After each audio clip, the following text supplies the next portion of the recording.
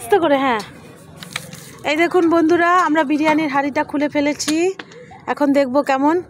এই দেখুন চারিদিকে সুগন্ধ ছড়িয়ে গেছে। এখন দেখি কেমন হয়। এই দেখুন বিরিয়ানিটা কেমন ঝরঝরে হয়েছে।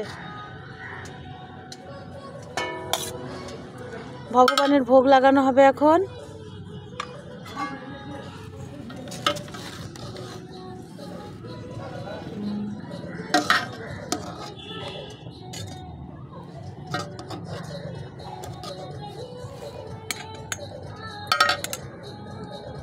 এবার ভোগ সাজানো হবে ভগবানের জন্যে।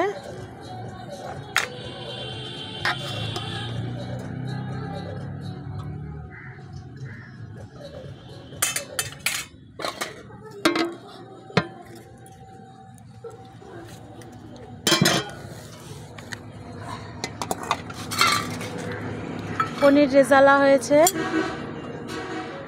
এখন পনির রেজালা তোলা হচ্ছে।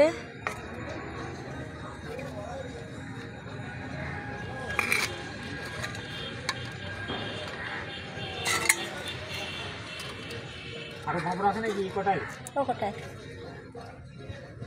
একটা প্যাকেট। গেবি দাও একটু ভগবান। ক্যারি ব্যাগে ভরে রাখো।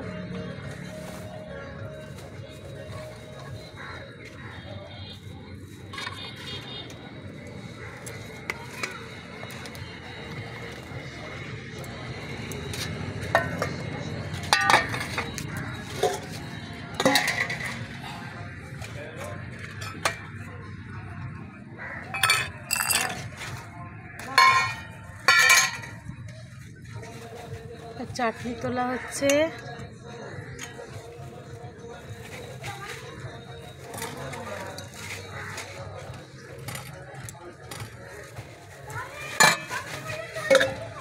এবার স্যালাড দিয়ে দাও চারপাশে।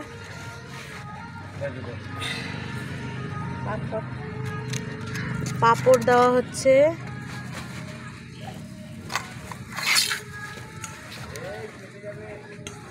স্যালাড দেওয়া হচ্ছে।